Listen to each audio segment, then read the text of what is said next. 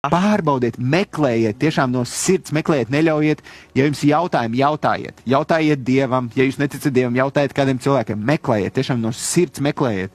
Un tad, kad jūs atradīsiet, tā kā manā dzīvē, kad es atradu, ka Dievs man atklājās, tad nekas vairs tev nespēja pārliecināt par pretējo. Tās nav kaut kādas vienkārši zināšanas, kurā nav kārtējā, kā man arī teica, nu jā, mēnesis paies gan jau atkal, tā ir tev kārtējā, tur filozofija, mācība, tas vairs nav. Tas ir dzīvi izmainoša lieta, jo tā ir patiesība.